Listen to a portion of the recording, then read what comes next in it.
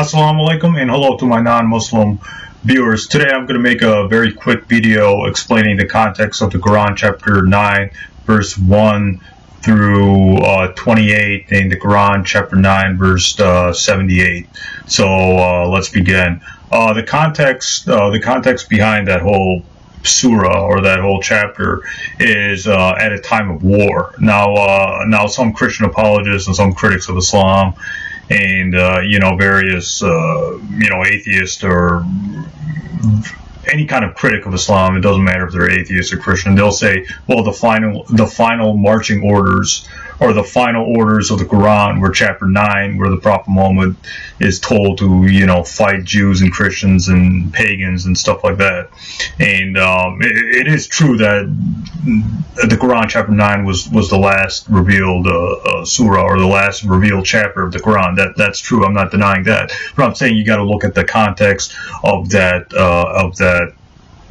chapter or that surah of the Quran. We have to, context is key to understanding religious texts, just like context is key to understanding various biblical verses and stuff like that. If I take something out of the Bible and out of context and throw it out there to spin my own interpretations, Jews and Christians wouldn't like that. They would say, well, or they wouldn't take me seriously. They would say you got to read everything in context and stuff like that. Same thing with the Quran. We have to read the Quran in its proper context. We can't just rip things out and just throw it out there and spin our own interpretations. Like I said, with the Hadith, it doesn't work that way. With the Hadith, it doesn't work that way with the Quran. But anyways, the whole reason why that chapter was revealed in the first place was because of the pagans of Arabia, the pagan Quraysh, and the pagans of Arabia who are attacking the early Muslims and the Prophet Muhammad. So that's the whole reason, that's the whole context behind the Quran chapter 9 verse 1 through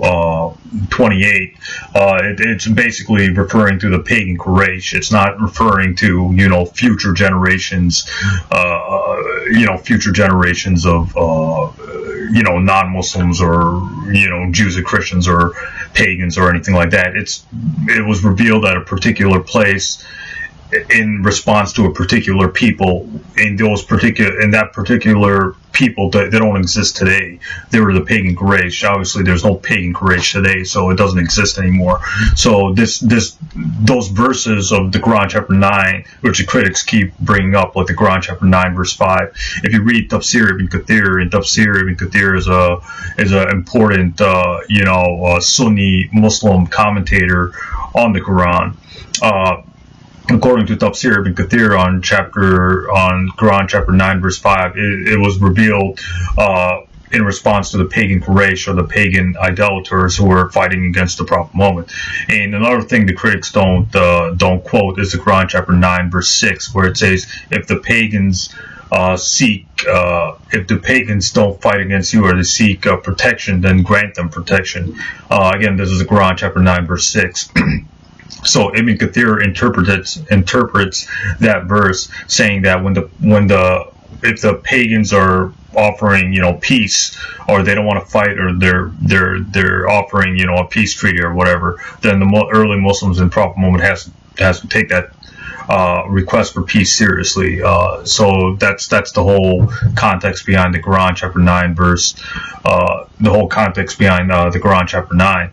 And other verses in the Quran chapter 9 were revealed, to address particular places and particular, people who were coming up to the Prophet Muhammad and stuff like that. For example, the disbelievers and the hypocrites, in the Quran chapter 9 verse 78, is in response to the pagans and the disbelievers of Arabia. It's not that verse isn't talking about like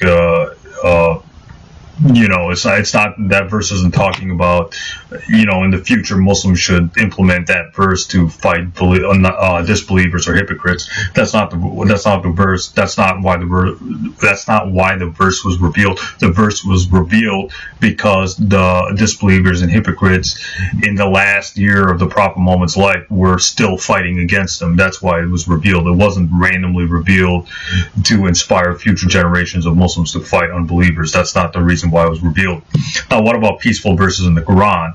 Some critics of Islam will say, well, the peaceful verses of the Quran were abrogated, like the Quran chapter 109, etc., etc. Is this true? No, it isn't. Scholars like Ibn Kathir and Ibn Taymiyyah and others have said that no, it's not abrogated, or other Sunni Muslim scholars say that there's no evidence that those verses were abrogated.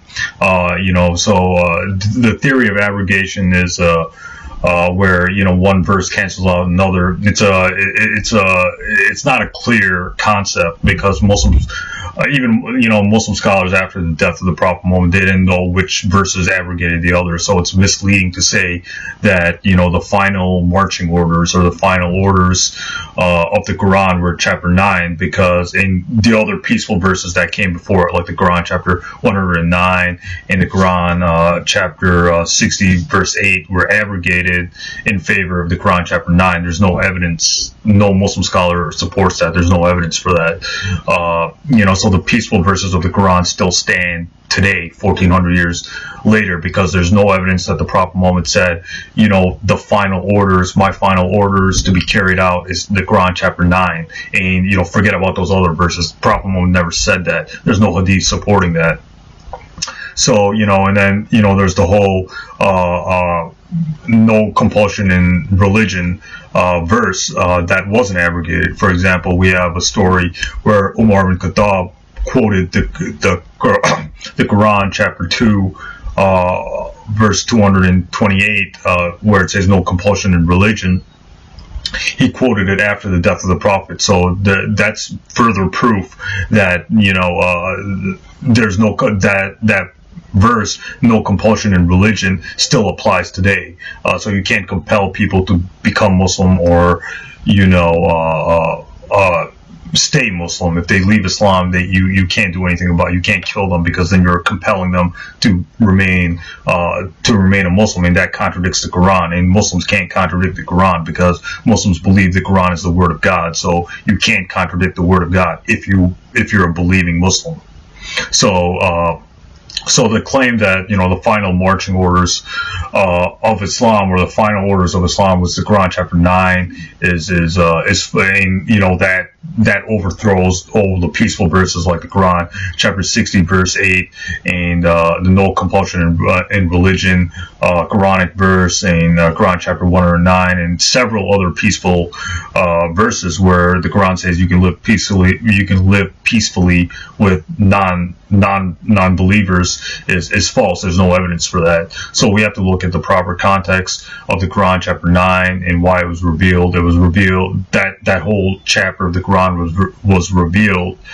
The whole Quran chapter 9 was revealed at a particular place, involving a particular people, involving particular circumstances. Like I said in the previous video, where it was in regards to the Battle of Tabuk, where the Romans were going to attack the Muslims first, in the Battle of Mu'tah, and the final battles of the Quraysh, and the Battle of Hunain and stuff like that.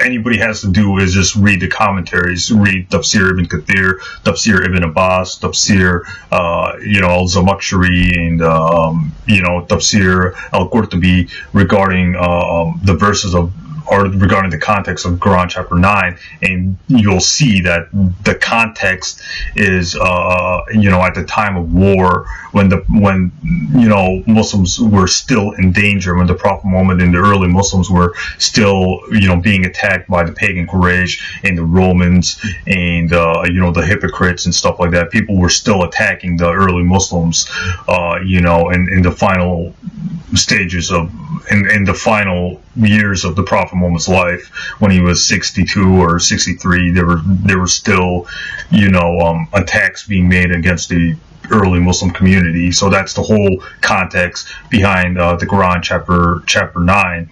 And another good biography to read, and for further references for the context of the Quran chapter 9, would be this biography, The Sealed Nectar, where the Muslim scholar